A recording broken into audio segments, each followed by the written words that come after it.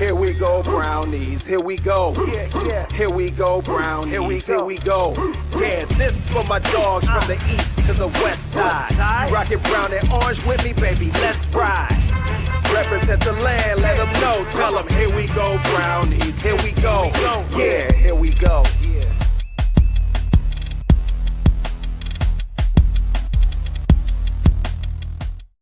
Welcome back, everybody, to another episode of the Here We Go Brownies podcast. I am Allie Ullery coming at you live from Pensacola, Florida, and joined with me, as always, out in beautiful Cleveland, Ohio. We've got Dustin. Dustin, how's it going? I wouldn't call it beautiful. I would call it boldly cold. Yeah,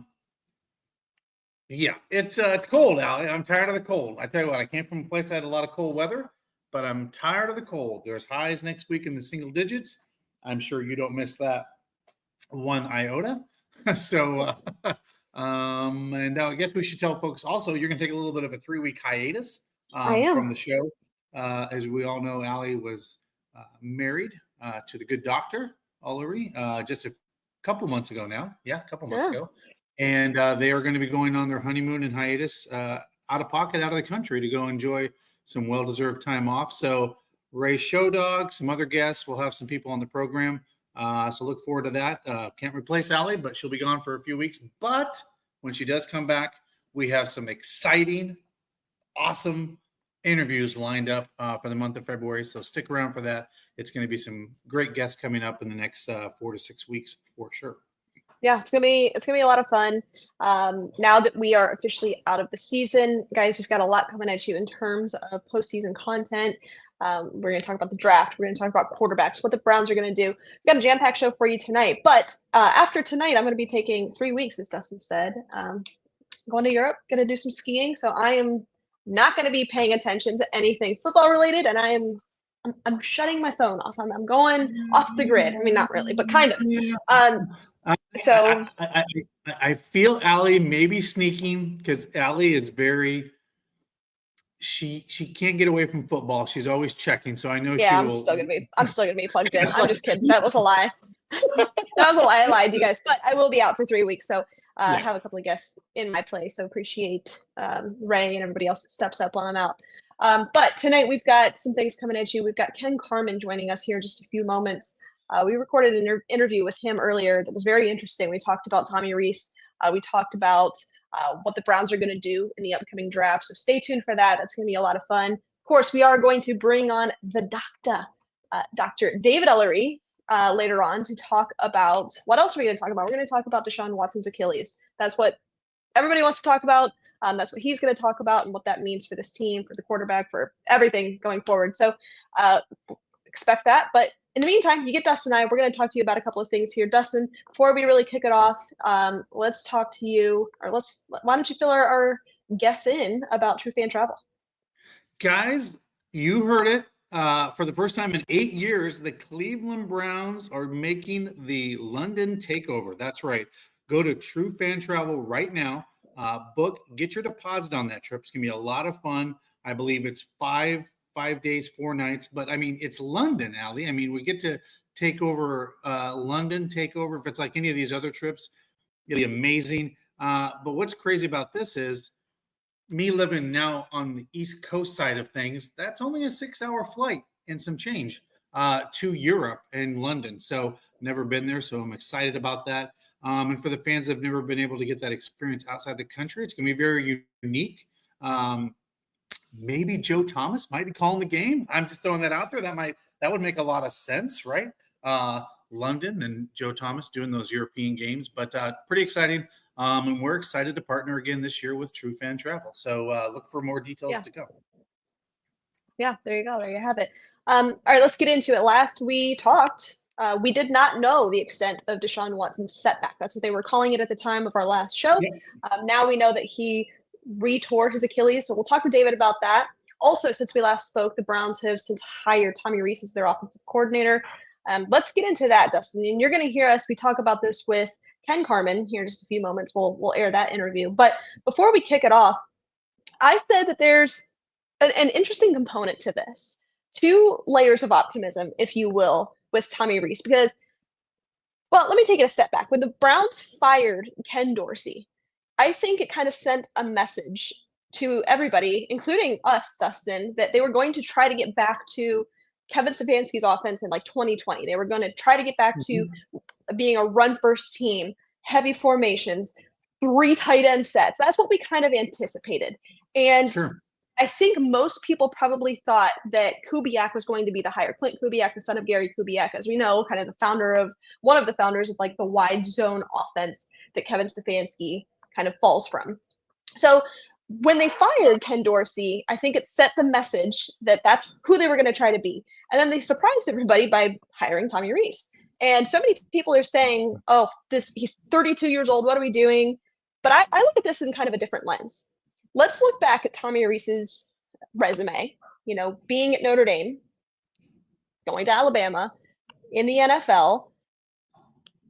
I want to talk about his time at Notre Dame. I think it's very interesting to go from being a player, being coached by Brian Kelly, and say what you want about Brian Kelly, but to then be coaching under Brian Kelly rather than playing for Brian Kelly, I think is very intriguing. I think that's very interesting and very impressive.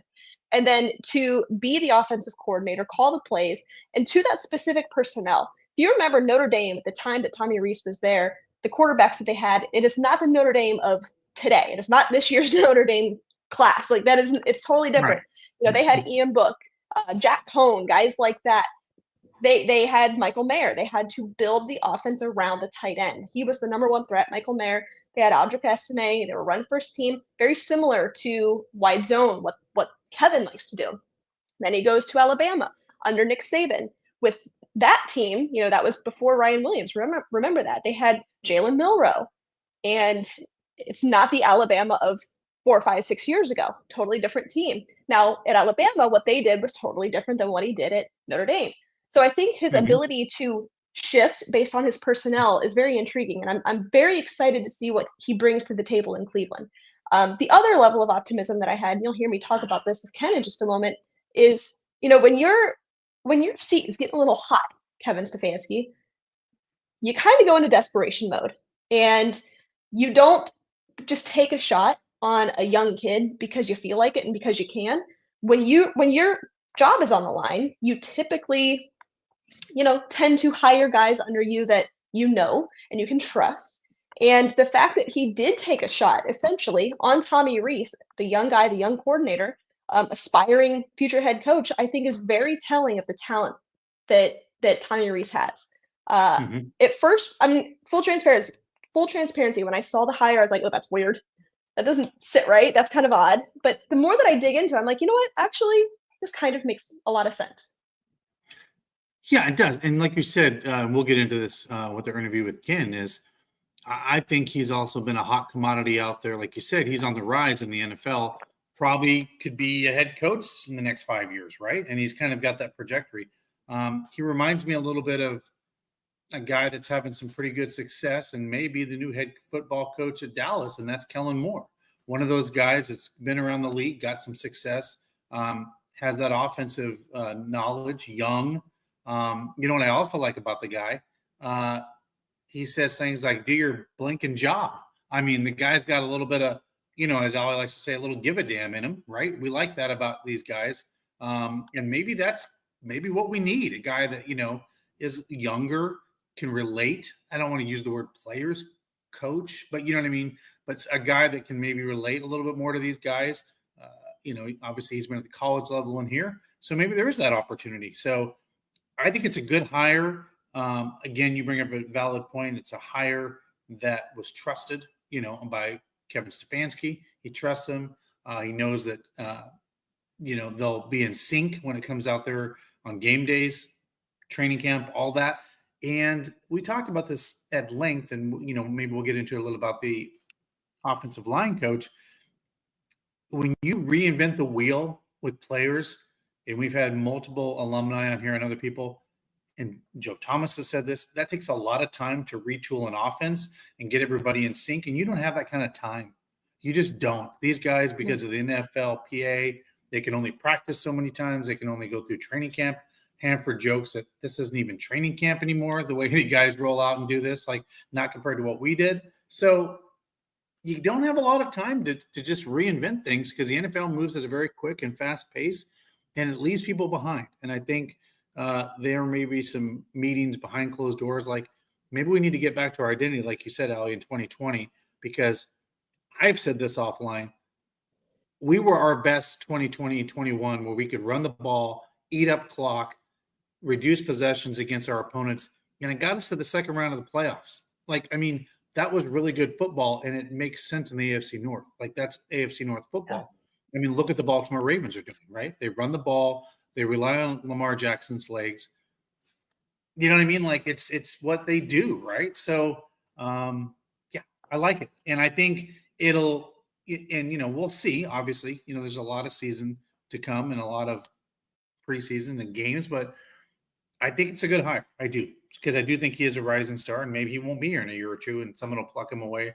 Again, it depends on how successful the Browns are, right? If we go 10-6 next year, or 10-7 or something like that, and make a playoff run, yeah, probably people are going to be asking for an interview with him. So, sure. And like I said, at this point, you know, Kevin Stefanski's seat has never been hotter, and when your job is on the line, you're not just kind of taking shots in the dark. You are trying to get guys in there that you trust and you know that are going to do a good job. And obviously that is Tommy Rees for Kevin. We know that Mike Vrabel said that he wanted to hire him in New England. Appreciate the Browns' aggressiveness in making sure that he stayed in Cleveland. One thing that I think is impressive, he was a head coaching candidate at UNC. So in the same breath to say it was either Bill Belichick or Tommy Rees, that's crazy. I mean, that's right. Crazy that those are your top two head coaching candidates at North Carolina. Obviously, Tommy stayed in Cleveland. I mean, even going back into his resume, this isn't the first time that he's been in the National Football League. He was with the Chargers in 2016 or something like that with Nick Sirianni. It was a different situation, of course, but you know, he was with some good offensive minds. I think it's very interesting. I don't know what this means in terms of who's going to be calling the plays. I don't want to speculate. We'll get into that as we learn more information down the line. I am curious to know now if this means that they are going to bring in a dedicated quarterbacks coach, because that is not something that this team has had since Stefanski has been a head coach. And I am pounding the table that they bring somebody in. I think it's so important. It is vitally important, and this team hasn't had it, and it frankly shows. You know, we have not had great quarterback play ever, but especially since Stefanski's been here, I would be very interested in bringing somebody in and not having Tommy Rees kind of do both things. I'm not really interested in that. Well, especially if you bring a rookie quarterback in, especially that's going to be especially so. Yes, I agree. So I don't know. I think it is intriguing. I think I still have some questions. It was a little bit surprising, but I do like it. So we'll talk to Ken about it. He's got some interesting perspective as it pertains to that. Also want to tell you about our friends over at 5 Iron Golf. Guys, this is where golf is for everybody. It's very inclusive. You can head on over there, especially this time of year in Northeast Ohio. Get out of the cold, get out of the snow. Go hit some balls, have some beers, have some food. Go check them out over at 5 Iron Golf. Well, and as I say, use code Brownie40 for 40% off hourly rental when you go, or when you're there, 40% off. I mean, who doesn't want 40% off and golf? I mean, come on, Brownie40. Use that Brownie40 for 40% off over there at 5 Iron Golf in downtown Cleveland on Euclid. I do love a good bargain. I will say that. A couple of other things that we will unpack as the show goes on. I'm sure a lot of you already saw the article that came out on The Athletic surrounding Deshaun Watson and his time in Cleveland and what that's done to the locker room. So we'll read through some of that after we talk to Ken Carman. But let's go ahead and get him on. This interview is brought to you by our friends over at Western Reserve Distillery. Welcome in, everybody. This interview with Ken Carman is brought to you by our friends over at Western Reserve Distillery. Head on over, get your hands on some official Here We Go Brownies whiskey. Ken, thanks for taking the time for us. How are you? I was a little bit startled because there was a cookie thing and I hit reject cookies and then that thing popped up. I went, oh, God. And then I was like, oh, wonderful. Who are the fine people at that distillery again? Western Reserve Distillery. Yeah. Get on over there. Get on over there. They do tours. They do tastings. The whole thing. I bet they got charcuterie. I bet they got cheese. I bet they have cheese. Cheese and wine. And booze. Yeah, it goes together. That's a delight. Ken, thanks for taking the time for us. We really appreciate it.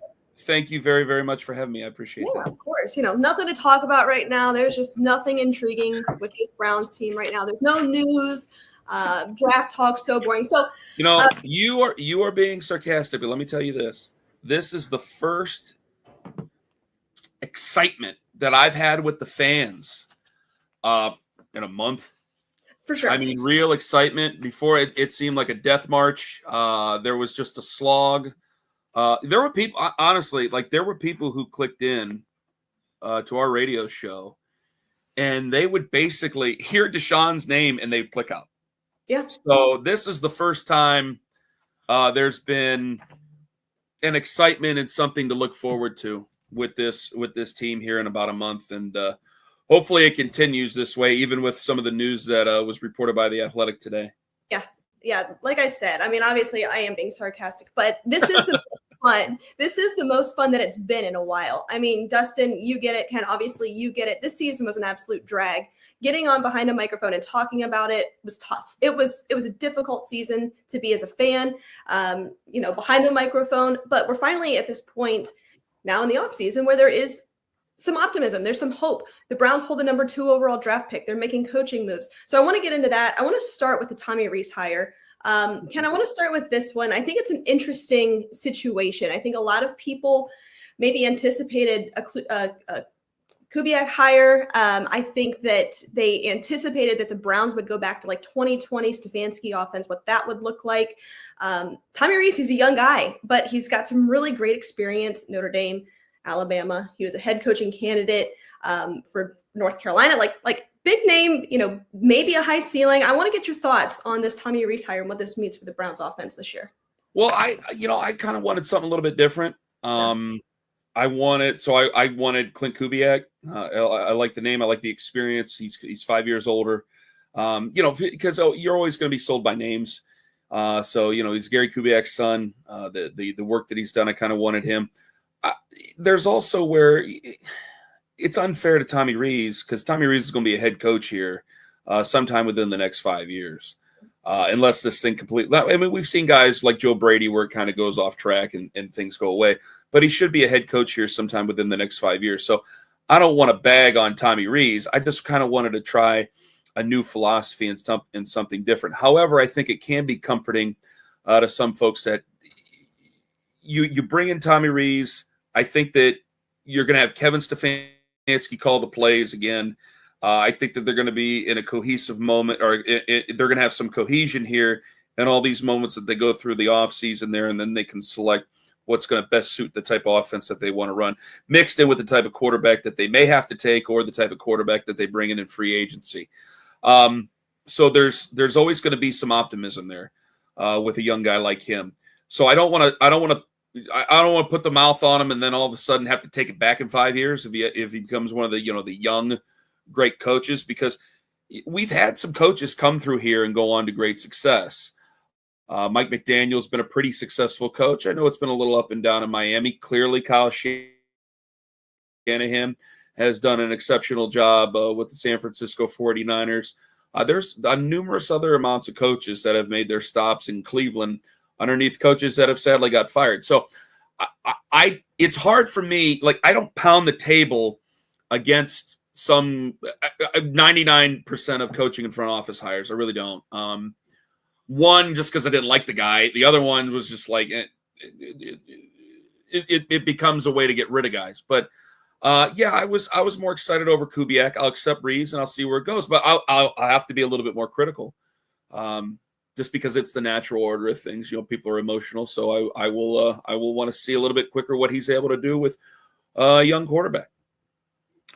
Let me ask a two-part to that question, Ken. So do you think there was any internal and external rumblings? Like you said, he is kind of a hot candidate in the future. Do you think there were other coaching staffs that were looking to maybe pluck him, take him off the Browns staff? And so a little bit of Stefanski felt like he had to make a move if he wanted to keep him on his staff and make this move. Do you think there was some of that going on out there? Yeah, I think Kevin planned on calling plays. Tommy Rees is, again, he's a good young coach, but he's not in a position yet where he could demand these things and calling plays. As Kevin says all the time, calling plays is fun. And so guys want to do it. I think it's a very difficult thing to do because you get blamed for anything that goes wrong. And then I think at times we give you a little bit too much credit. And and I'll tell you what, for Tommy Rees, this is going to be an important step for him in his maturation process. Real quick, I'll tell you, I do think that Mike Vrabel was looking to take him with him. So that I think that led into it. So to answer your question, yeah, I do. You mentioned, Allie, the North Carolina situation there. I think that those possibilities are open. Again, if the Browns are not a good football team this year, I think that that's still open for it. But the better that they do, the better chance that he would have to get plucked. For him, if he wants to be a head coach, and I'm sure he does, he needs to use this as an opportunity. And this is where some of these guys, these young names tend to go by the wayside because they get caught not managing a game. And so what Reese is going to have to do is he's going to have to understand how to manage a football game and take advantage of the opportunity it is to watch how Kevin does it, recognize the good things that Kevin does, understand some of the mistakes that he thinks that Kevin makes, and then be able to move forward with it. Because for a lot of offensive coordinators, especially the OC guys, I think that they get so caught up in yards and points because that's their job. And because they always usually they have a head coach hitting the brakes on them when they first start out, because usually you go OC to head coach. And when you make that change, you don't realize that you have a defense that you have to manage. You have an entire game you have to manage. You have a clock you have to manage, situational football. And it's all pressing the right button at the right time. You're really conducting an orchestra in so many ways. And I think that that's what the next step of what Tommy Rees is going to have to do. There's a lot of guys who can draw up a great offense and go out and get you a bunch of yards and a bunch of first downs and a bunch of touchdowns and a bunch of points. There's very few guys that can have any sort of a shelf life and manage an entire operation like that, like Kevin Stefanski's had to do. So when we look at Kevin, I have to hold him accountable for the failures. I have to hold him accountable for some of the good things as well. But I have to also see what the NFL has become, where I have to say, okay, 6 years is still a pretty successful run. Going into year 6, I should say, is a very successful run. No matter how it's been 2 playoff appearances, I understand fans want more, but I think it has to be considered that this has been a successful run because we see so many of these guys, they get plucked and they just don't know what they're doing. They forgot that there's another part to the defense. You're going to have a defensive coordinator yelling at you because you're going to have guys who are gassed. I mean, you can score all the points. You can try to score all the points in the world, but you're going to be figured out. If you're just a one-trick pony, you're going to be figured out. You have to be able to manage these people, and that's something that Tommy's going to have to understand. I think there's 2 levels of optimism that I see just right on the surface with Tommy and this hire. One, if you look at Kevin Stefanski, I think everybody would agree in the sense that this is the hottest his seat has been in Cleveland. And for, when you're on fire at your job, you kind of go back to guys that you know and trust. And for him to, I don't want to say take a shot on Tommy Rees because he is, he's been good where he's been. But to put his trust in a young guy, I think is very telling with Tommy.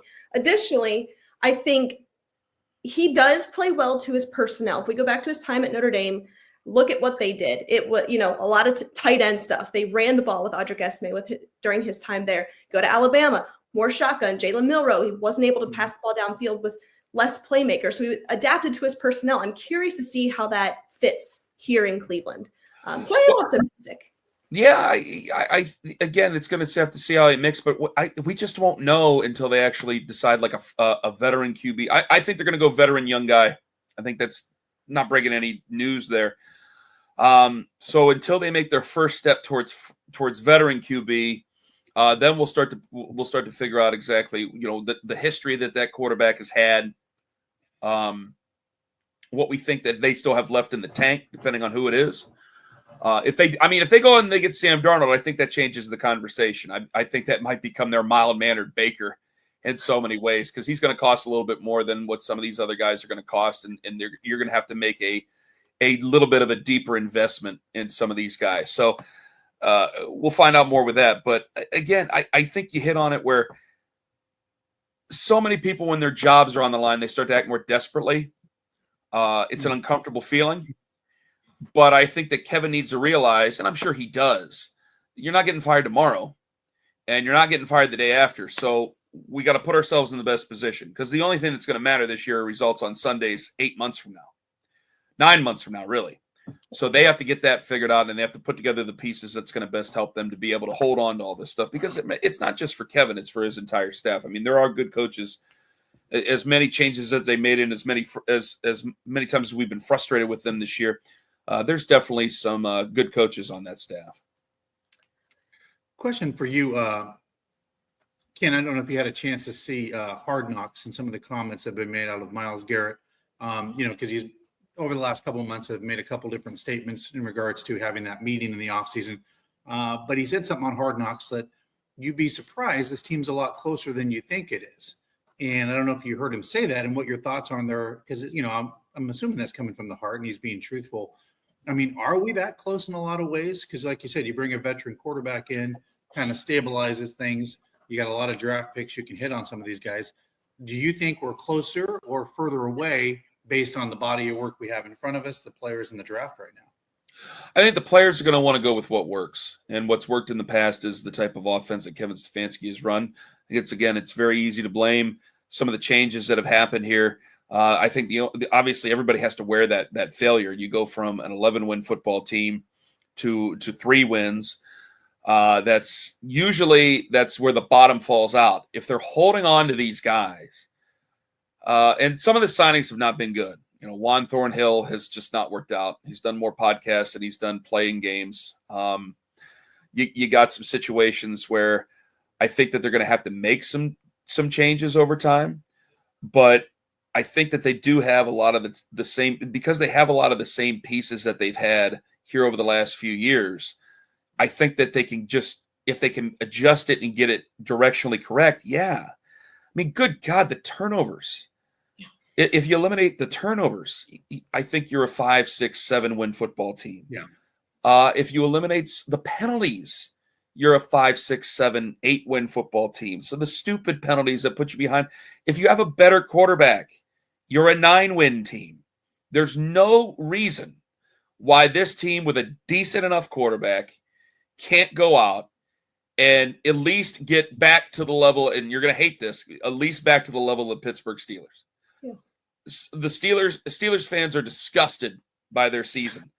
I'd rather start from the playoffs and have to work up than start from the bottom and have to work up. We look at it as an opportunity. I look at it as like a curse, because we've been starting from the absolute bottom how many times over the last 25 years? It's a better opportunity. How many times have we made the most of that opportunity? So give me a start where if I needed to trade up, I guess I'd have to trade up if I really believed in that quarterback. But give me a team that at least has a baseline of the playoffs, 500, and then I can move on from there. Like, that's my goal for this coming year. And that might mean that Myles runs out of time. So that's the scary part about it too. So, yeah, man, if I just get back to the playoffs and then we get back to 2026 and it's like 8, 9. Okay, well, I guess that one didn't work. And we're probably going to have to make some changes here and see. But I'm just so sick and tired of it's either really, really good or we have to get rid of everybody, because it's never really been really, really good. So we're trying to say, like, well, we need Super Bowl, so we have to take it down to the bottom. But we haven't been to a Super Bowl. So that your system doesn't work, that people want to give me calls on and say that this is what we need to do. And I think that, honestly, a lot of the fans understand that. But there is this feeling of all or nothing. I'm going, you haven't even got all of it. You've never had all of it. You've never been really close to having all of it. So that always annoys me. So give me something where we can play complementary football, eliminating turnovers. Okay. That is going to be half the battle. The other part of it is eliminating stupid penalties. The penalties are now explainable. If we have players in media anonymously talking about lack of identity, which Jack Conklin put his name out there about lack of identity, so I can put him in there.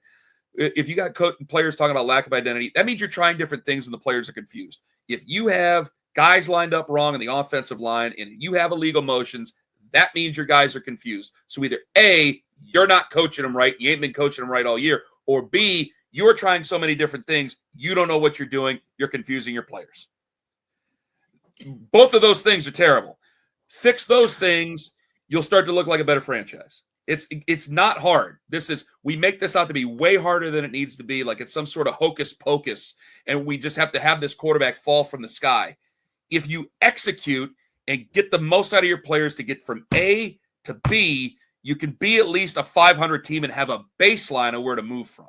We always want to bite off way more than we really need to. You're going to have to crawl. So yeah, give me the 500 this next year, and then we'll take a look at it. And nobody wants to hear that. As Tommy Reese says, do your effing job. Yes. Get you out of here on this one. I know we're up against it, but obviously a lot can change from now until April. But assuming, let's just say the Browns stay at number 2 and the draft is tomorrow, Ken, who do you like at that pick? Man, Judas Priest. I don't know. I'm not really. Or do you trade? I got to know what they have at the quarterback first. Right. Obviously, yeah. I agree. If it's a quarterback, I think that Cam Ward's going to go number 1. Yeah. I'm going to have to try to sell myself on Shedeur Sanders because I think Jalen Milroe has come out a year too soon.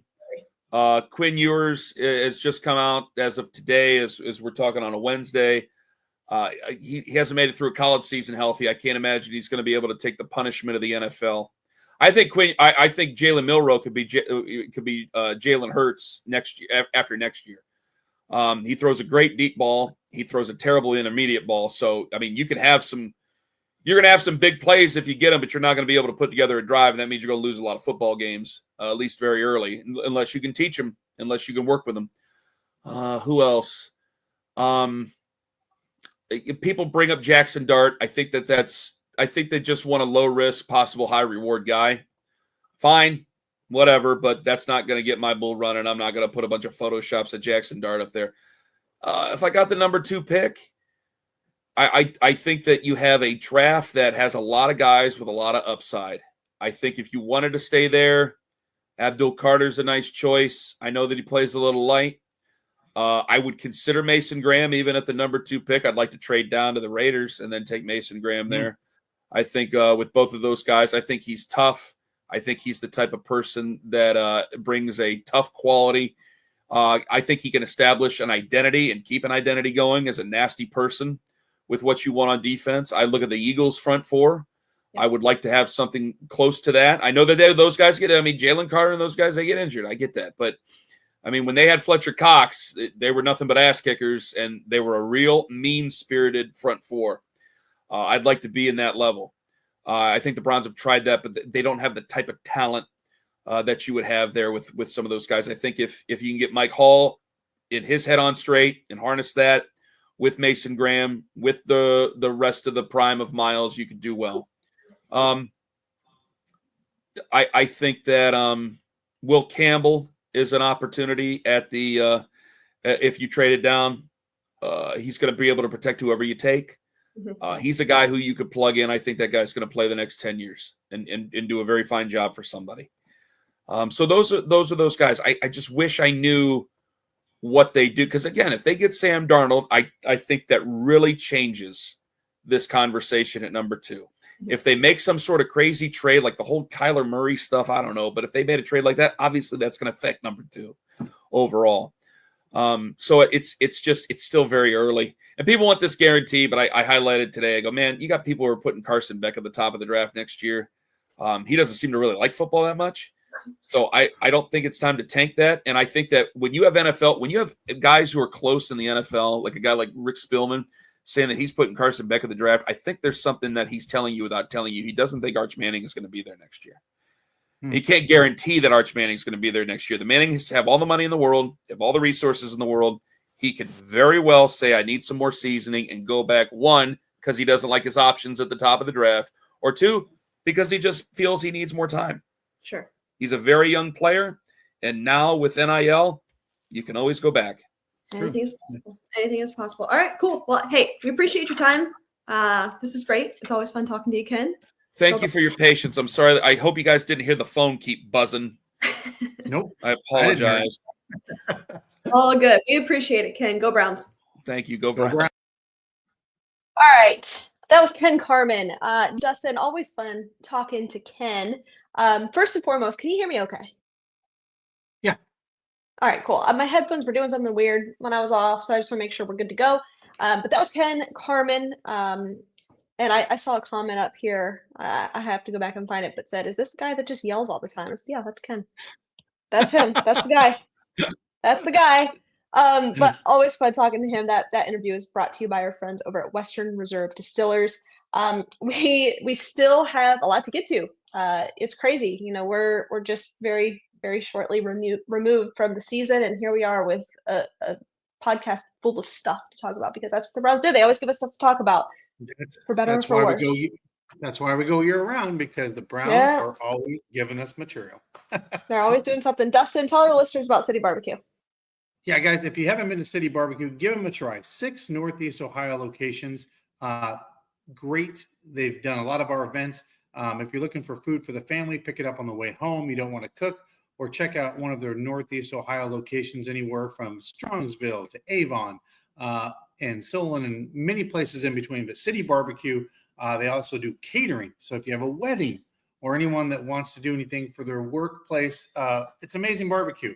And their sauce is amazing. They have several sauces you can buy as well. There you go.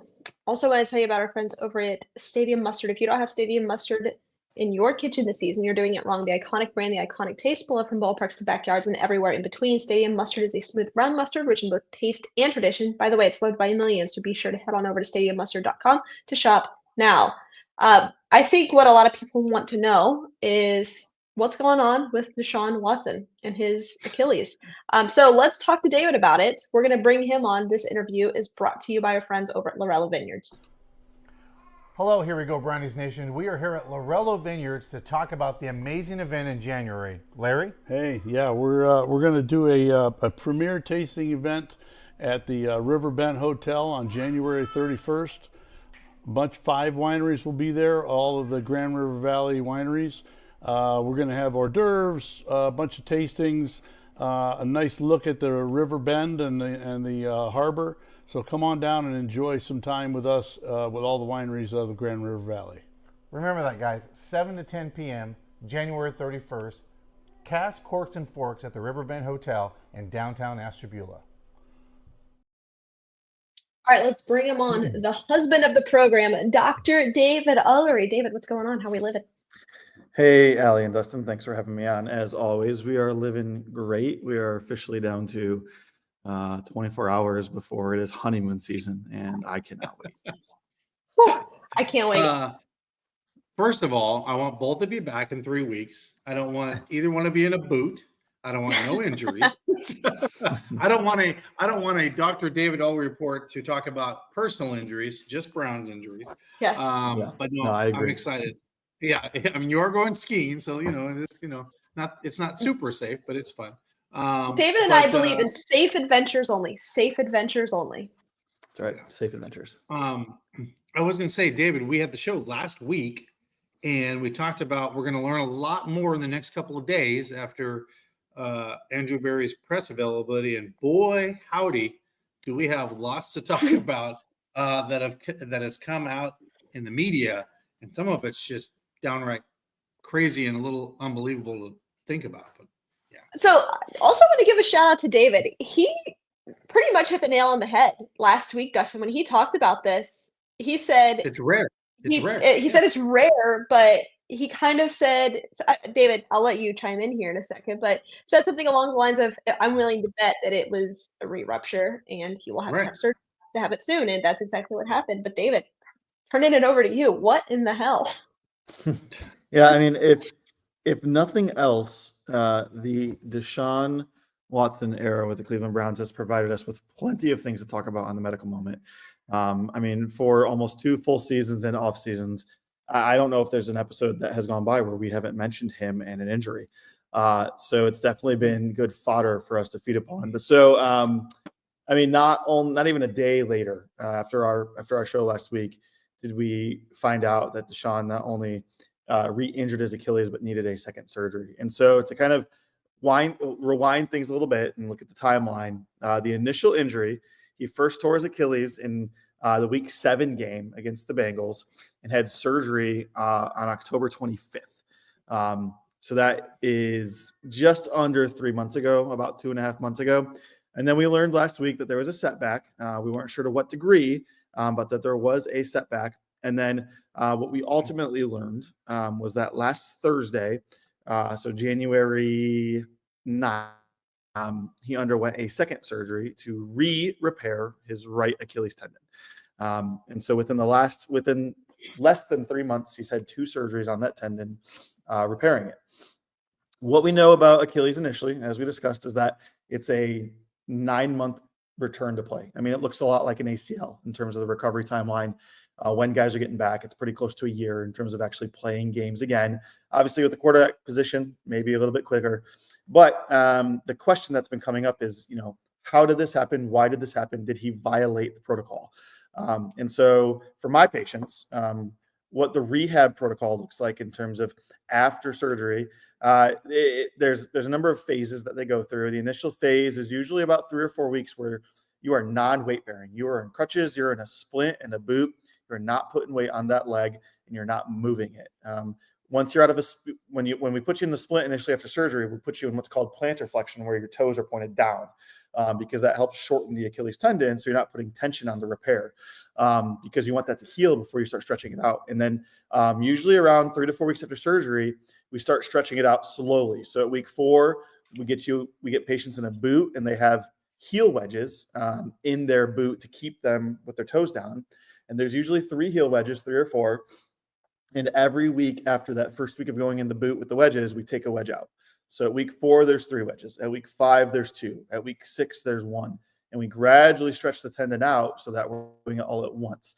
Now, all along this time, patients are weight bearing with the boot, sometimes with crutches, sometimes without, kind of depends specifically on the protocol. But it's not really until week 6 or 7 where we're even considering coming out of the boot.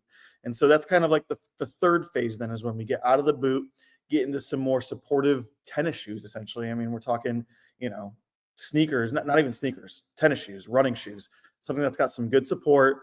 But even in the tennis shoes, we still do a little bit of a heel lift before graduating down to only tennis shoes alone. Sorry, there's a race in my house between the animals. And at that point, then we're talking 2 months before we are even in just regular tennis shoes. And so if we compare that to what his timeline has been, surgery was on October 25th. So 2 months from then is Christmas Day. And we know that this injury reoccurred on probably, I think they said it was like Sunday is when he announced it. I don't know the exact date, but it was early January. And so, did he violate the protocol by not being in his boot? I can't say for sure. It's speculation on what his exact protocol was. In my protocol for a patient, they would have been out of the boot at that point if they weren't having any issues. They would have been in regular tennis shoes, but certainly I would not have encouraged them to do any dancing or, walking on uneven surfaces or being on a boat or dancing on a boat, Jason. And so while maybe not a direct violation or breach of, because the rehab protocol essentially is a contract between the surgeon and the patient. I'm going to do the surgery. That is half of what it takes to get you back. The other half is the rehab protocol. You have to agree to do this and follow it. Otherwise, you will fail. And so was he necessarily violating it? Hard to say. I don't know exactly what he was doing. There's all kinds of wild speculation out there. But either way, it happened. And as we discussed last week, it's a 2%, 3% risk of re-rupture. So it's not common, but it happens. And unfortunately, it happened to him. And so now he underwent a second surgery to repair what was torn again. The tissue is already in a compromised state because after you repair a tendon, the tissue initially undergoes remodeling and kind of some degradation to where 7, 10, 14 days after the surgery, it's actually at its weakest point. And so that tissue, while 2 months out had rehealed, he retore it. And so some of that tissue probably wasn't viable. Some of it probably had to be removed. I don't know if they used a graft or not. They didn't mention it. But either way, anytime you are in a revision scenario where it's a second surgery, the surgery usually takes longer and the recovery usually takes longer and it's prolonged. And so having the best doctors in the world, the best therapy in the world, I would add 2 to 3 months to his anticipated recovery timeline. And we are in January right now. And if we were to say he just injured it, 9 months from now, he's going to be back, we're talking mid-October. I mean, we are talking 6, 7, 8 weeks into the season. But at this point, you add another 2 to 3 months to that. We're looking at November, December, maybe January. So there is a real chance that Deshaun doesn't play another snap, at least in 2025 or ever again for the Browns. And I can't speculate on the future beyond that. But from an injury standpoint, an injury perspective, there is a very real chance that he doesn't see the field in 2025 just because he has to rehab this injury now after tearing it twice within 3 months. Damn. So let me ask you this, David. Like you bring up a good point. Less than 5%. I mean, medically, these people re-rupture an injury like this. So in my mind, like anytime that anybody goes into surgery, right? They ask the doctor, what are my chances of, like all those things that fearful people do when they go into surgery, right? Like, what are the chances of a side effect? Or, will I come out under anesthesia? Like, what are the risks?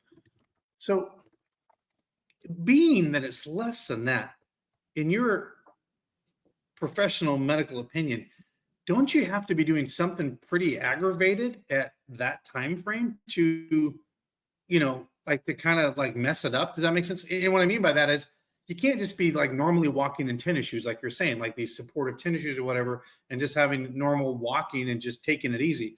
I feel like you got to be doing something a little out of character, to for this to happen, in my opinion, because I'm like, okay, if I've had a surgery and I know that protocol, and then I kind of know when I can start giving it a little more, right? Like, I feel like you had to kind of go outside those boundaries, to your point, because of the risk of re-injuring something like this. Because he's not like he's an old man, Right. And I mean, so when we talk about re-rupture rates, that's kind of all encompassing. So that includes, I mean, it depends on the study you look at and the data that they extract. But typically when I say like re-rupture, that includes all time points. So re-rupture within the healing phase or after you're completely healed. Because a lot of people want to know, hey, I'll do the rehab, but what happens after I'm fully healed, back to activity? What are my chances of re-tearing it? And it's still like that 2 to 5%. And so to do it within 3 months, certainly you're at a higher risk that soon afterwards if you're trying to do more activity than you should be. But I mean, I have this conversation with my patients too. Like, you have to find the correct balance between following the rules, living within the rehab protocols, but also still living your life. I mean, I don't know what he was doing. But at 3 months after the surgery, we know that, I mean, good tendon healing remodeling takes a minimum of 8 to 10 weeks. And so he was just beyond that phase. And so it may have not, been fully supportive yet. We know it's not, because he probably wasn't running yet. He probably wasn't jumping yet in his rehab protocol. That usually doesn't happen until 4 or 5 months after surgery. And so he's kind of in this in-between period where, hey, you're out of the boot, you can start walking regularly, but you're not ready to start running and jumping yet. And so some people feel really, really good at that point, and they want to do a little bit more, and they test the limits. Other people, they want to live their life. They get on a boat, they get on uneven terrain, and an accident happens. I mean, he claims that it happened when he rolled his ankle. And so certainly after a surgery, your ankle, as well as the Achilles, but the ankle itself is going to be a little bit weaker, a little bit less supported because you've been immobilized and a split in a boot. And so you're just a little bit more prone to any sort of injury, and anything that's going to put strain on that or stress on that is going to result in a possible tear and re-injury. And so it's really hard to say how aggressive he was being, how much activity he was doing. We don't know. We'll probably never know. But this can happen with normal everyday life activity. It can happen when you're walking down the hill in your backyard to go get the mail. You step on a rock and you roll your ankle and boom, you re-tear it. And so you have to find the right balance between living your life and not like living in fear of doing things. And I mean, it really is unfortunate. You never want to see anybody injured or anybody hurt and have to go through surgery again. But certainly within 3 months of the initial surgery, you're going to be at a higher risk of re-injuring it if you're doing more than you should be. I guess so. Yeah, and like obviously as Browns fans and some of us on this program, Deshaun Watson haters, if you will, want him to have done something in kind of a spectacular manner where he was out partying on a boat and retore it. But it's possible, David, that he was just walking in his house and tripped. So we don't know. We will probably never know. But that's kind of the tea on what's going on with Deshaun Watson. A couple other things that I want to highlight here. David, this is something you'll be very familiar with in terms of re-tear. George says seen it happen on active duty more than you think. I'm sure you know that one very, very well. Oh, yeah. A couple of other questions here. George asks, have you ever had anybody rupture the opposite leg when training? So for Achilles, no, I have not. Certainly, it's talked about, described. I have seen, however, a Marine tear an ACL, and then the day before coming to see me for the injury, tear his other ACL. Oh my God. And so I did both of his ACLs within, a 6-month span, and that was brutal for him. But so Wow.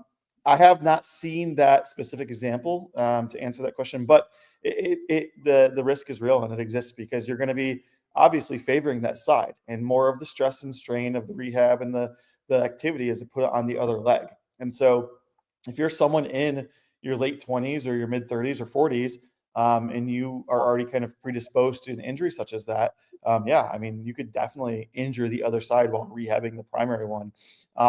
That's very rare. I mean, that's exceedingly rare to have both torn overlapping like that, but it certainly has happened. And like I said, in my experience, I've seen it with an ACL, but not with an Achilles specifically. Is Dr. David in the Navy? Show him that shirt you're wearing right now. Yes, Joe, he is. He is in the Navy. He is active duty. Davy in the Navy. Davy in the Navy. Yeah, wow. As Billy Joel would say. And then David, oh, go ahead, Dustin. Go ahead. Sorry. I think Larry had a question about he needed a Oh, pill that's for what I was something. just about to highlight. Yeah, he's got a Deshaun Watson hangover. What pill do I take? Do you have anything to prescribe him? I have. I always laugh because Larry is always one to ask the straight questions there. Larry, it definitely involves some sort of something enjoyable. We'll put it that Maybe a way. martini? It's the off season. It's the off season, and Maybe pill some may be a wine, form, maybe but some wine. actually, I Yeah. think liquid is probably a better option for you if we're really gonna really be straight here. All right. Kind of turning away from all of that, let's talk a little bit about football. David, I have a couple of questions for you. I asked this to Ken Carman. I'm gonna put you on the spot. I mean, you're a Browns fan, especially at this point. We've been talking at length about what's gonna happen with this Browns team. Assuming that the Browns stay at 2, and obviously a lot could happen between now and April, but let's just say the draft is tomorrow, the Browns stay at 2. David, who do you like at number 2? Yeah, so specifically with them staying at 2, I think that I don't hate Jalen Milroe. I think you and I have talked about this at length, where we think that he needs another year in college. He is not ready to be an NFL quarterback, and so I don't disagree with you there in the sense that it is hard to stomach that. But there's some familiarity now with Tommy Rees, obviously having been at Alabama during a similar time, and I think kind of along the lines of what Ken said, if that's the route you're going to go, you have to have a seasoned vet in there too. I think that you need to have a seasoned vet. And I think your point to bringing in a quarterback's coach is very important. I think we have seen that many times over in the NFL, if you do not have a good kind of preparation route for your quarterback, it's going to fail.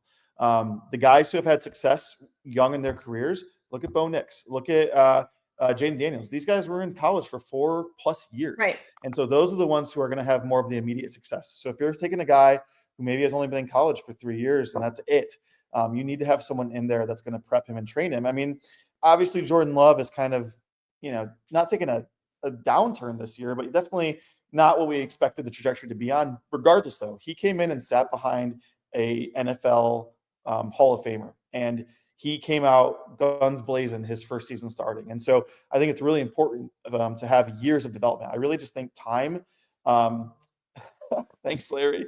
Time under center is so important. And so I don't hate it, but I don't love it. I think more of an ideal scenario is, honestly, because I'm not in love with this quarterback class, is this is not answering your question, or it's kind of changing your question, but trading out of the and either getting some help on the defense, getting him some help on the offensive line, and then looking at a guy like Jackson Dart, or looking at Garrett Nussmeier.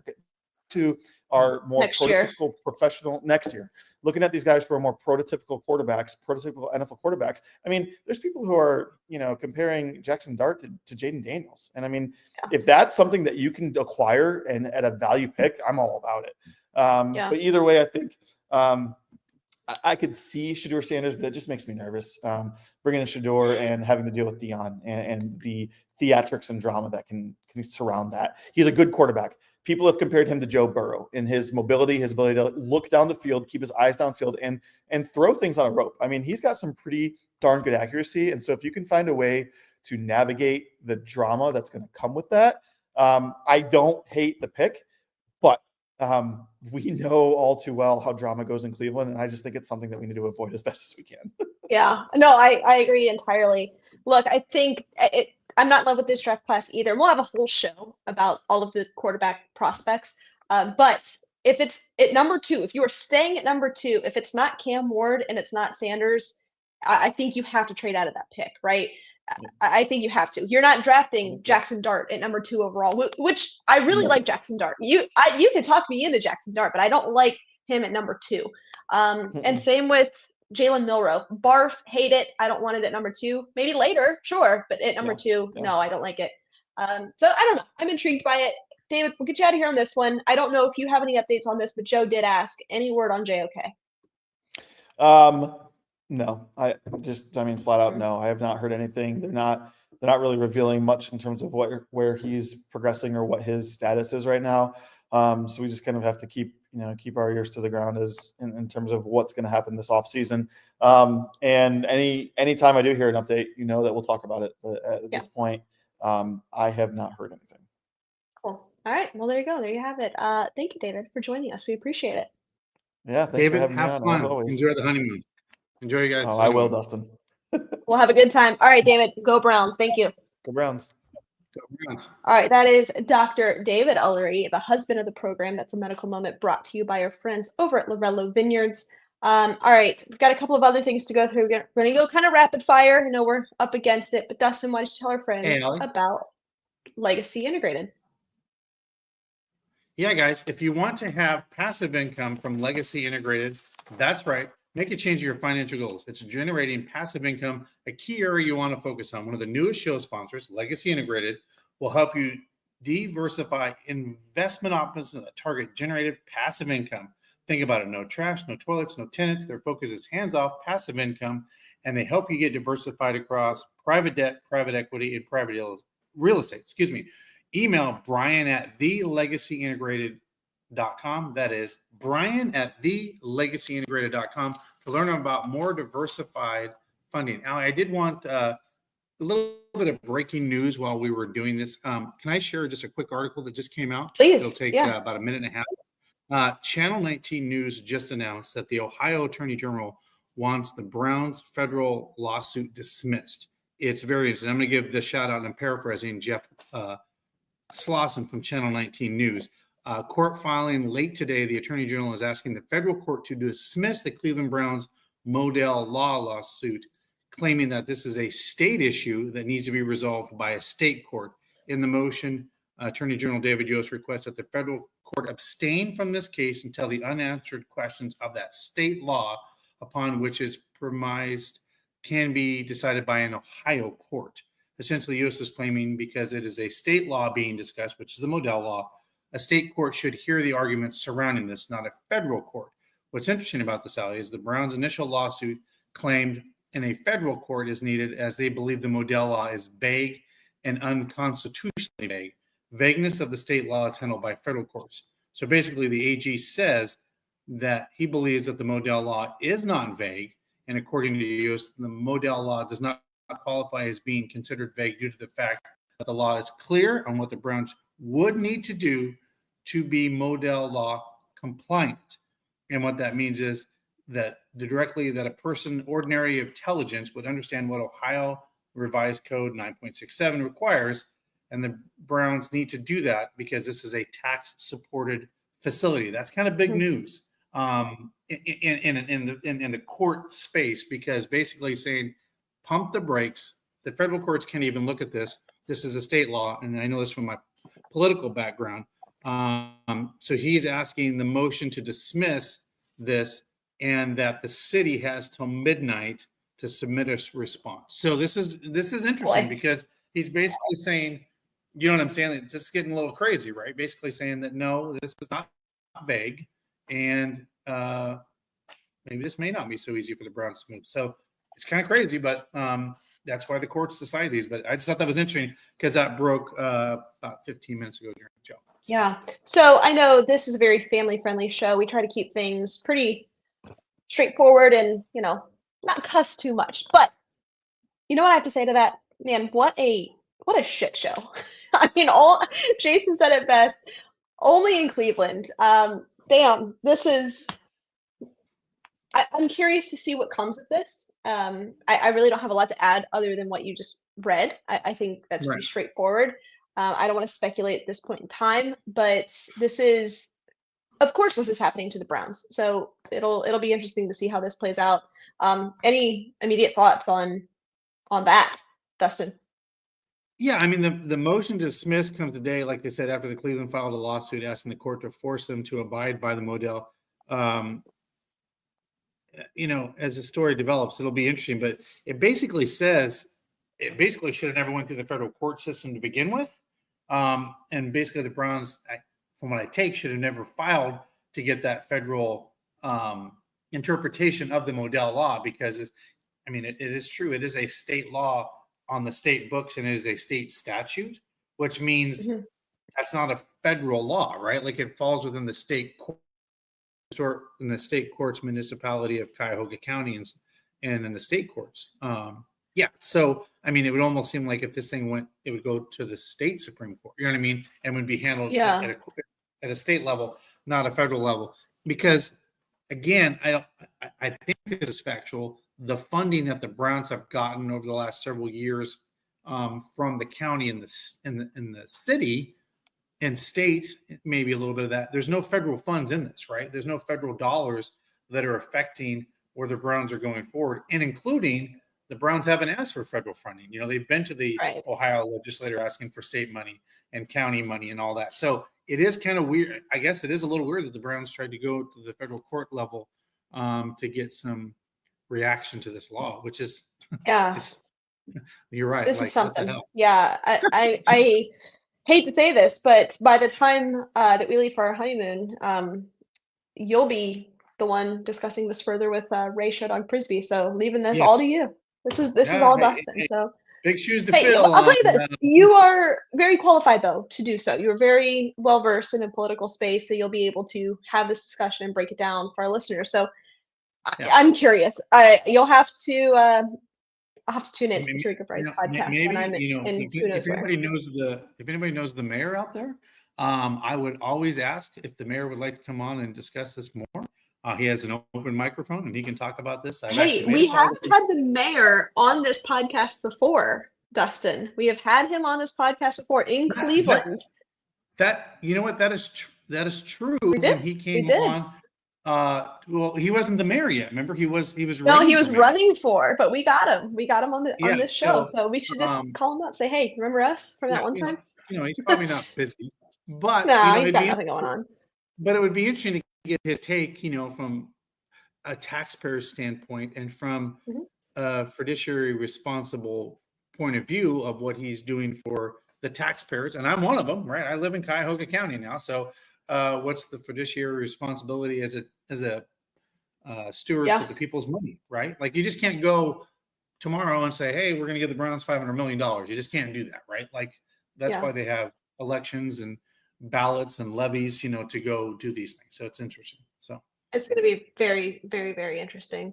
All right, let's turn it over. We got to make some picks. Last week, Dustin, I got you. So look, I fully anticipated that the Chargers were going to win that game, but for the sake of our podcast and in an effort to have something different than you, I went with the Texans, and it somehow worked out in my favor, and I won that week. So we're going to turn it over to this week, the divisional round. I think we have some really great matchups, some really fantastic matchups, and we're going to start off on Saturday, Texans at Chiefs. Who are you taking? Well, I do think the Texans played like they belonged in the Super Bowl last week. Let's just put it that way. I mean, the way they played on defense and stuff, like they looked like a team that could beat anybody. They embarrassed the Chargers. Embarrassed them. Yeah. And they didn't, and the Chargers didn't have an answer for what they were doing on defense. And that's a good coach and a well-coached team, right? So, but I do think they come down a level.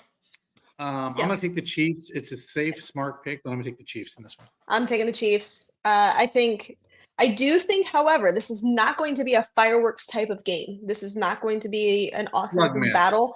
I really think this is going to be more of a defensive situation. Give me the Chiefs in this one.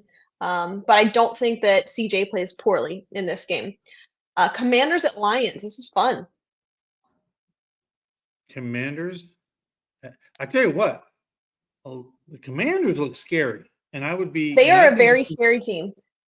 Yeah, I do think the Commanders are going to give the Lions all they can handle. I really do, even though it's going to be in the dome. Well, it's a very depleted Lions defense. Remember that. They are getting David Montgomery back, but defensively, they're giving up 30 points. That's intimidating. Except for last week, right? So they have come around a little bit, right? They're starting to find their own. I do think the Lions do win this game, though, but it'll be close. But again, I wouldn't be shocked though if the Commanders,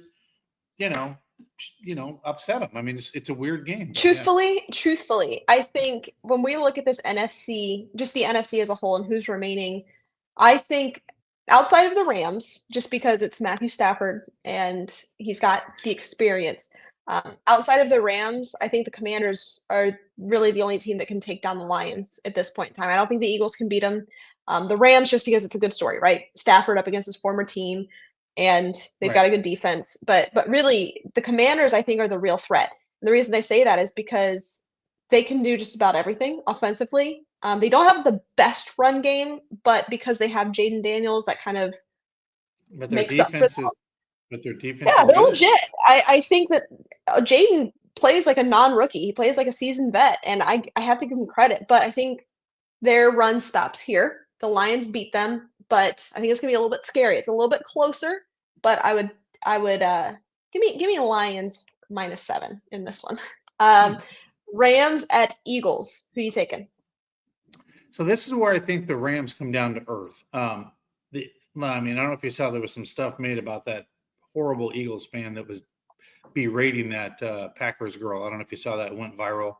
Yeah. They took the Philadelphia Eagles guy's tickets away, maybe banned him. I don't know. Anyway, the Eagles fans they're obnoxiously rabid. Not so. They are. I mean, they're not crazy. The Browns aren't like that. I mean, we're crazy, but not that kind of crazy. Yeah. But I'm saying I think that's going to be a tough environment to go into in Philadelphia and win that game. So I do give myself the Eagles in a close one. Yeah, and I agree with this because I think the Rams don't travel particularly well, especially to the East Coast. So because of that, I'm going to take the Eagles in this one. If this was in Los Angeles, give me the Rams all day. I'd say Eagles, you're on upset alert. This is happening. Rams to the NFC Championship. This is what's going to go down. But not right now. They're headed to Philly. Give me the Eagles in this one. Last but not least, Ravens at Bills. I think this is the game. Now, I don't know what you're going to pick, but I know who I'm picking. So you may do this to flip, right? But I'm going Bills on this. I'm going Bills. Okay. I think this is where Lamar Jackson again has that like moment in the playoffs where he with the lights start blinking, and I just think that I'll have to look at the weather this weekend in Buffalo. That's a good point. So in Cleveland, it's supposed to snow here Monday. I'm thinking Buffalo will just be cold. It won't have any seriously weather game alert. But man, Josh Allen just does everything. And I just go back to that time where he had 10 touchdowns in 2 games earlier. And I just think this is the Bills' year. I think this is their window. And they match up really well with the Chiefs. I don't know. I'm going to go with the Bills here. So I'm looking. I think I heard David yell something. I don't know what he said. Oh, he just yelled snow. So it's potentially snowing in Buffalo for this game. So with that in mind, I was going to take the Ravens no matter what you said. I'm going to take the Ravens in this one. But I think truthfully, this is the AFC Championship game, in my opinion. I think these are the best two teams in the AFC. I don't think, obviously, the Chiefs, technically by seeding standards, are the best team in the AFC, but based off of their entire season, like I don't think that they are the best Chiefs team that we've ever seen. I think this is going to be must watch football, but I'm going to take the Ravens. I think that the Ravens can run the ball more effectively with Derrick Henry and Lamar. I think too that the Ravens defense is kind of heading uphill at the right time. They are kind of at their peak right now. The linebackers are playing out of their minds.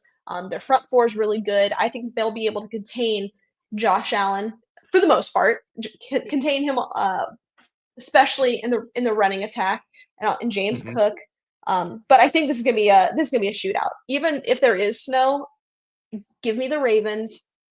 I hope I'm wrong. I want you to win this one. I'm rooting for the Bills to win this game, but give me the Ravens. That'll be our only difference.